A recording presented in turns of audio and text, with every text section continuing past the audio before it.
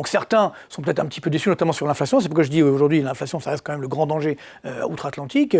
Mais finalement, on est très très loin de la Bérésina qui avait été annoncée. C'est comme sur l'Argentine, comme vous avez tous les économistes de salon, là, dont des Français, on ne va pas donner de nom, qui avaient signé une chronique en disant, 100 économistes, je crois, qui avait dit si Milei est élu en Argentine, le pays est mort, ça va s'effondrer, puis finalement ça redémarre, même la pauvreté baisse. Voilà, même si ça ne va pas encore très bien. L'Argentine est un pays qui souffre, hein. Mais néanmoins, ce n'est pas la Bérésina. Pareil pour Trump.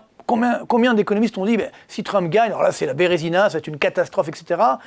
Finalement, c'est pas si grave que cela. Donc ça montre bien que l'important c'est aussi de tenir ses promesses, mais d'être surtout pragmatique.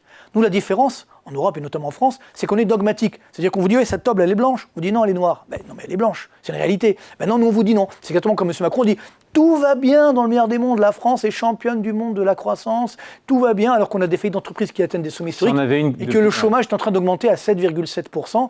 Je rappelle qu'en 2017, l'écart entre le taux de chômage français et de la zone euro, c'était 0. On avait le même taux de chômage en France que dans la zone euro. Aujourd'hui, donc, évidemment, il y a eu entre-temps des aides artificielles qui ont fait baisser le chômage. Le chômage en France, il est à 7,7%, 6,3% dans la zone euro.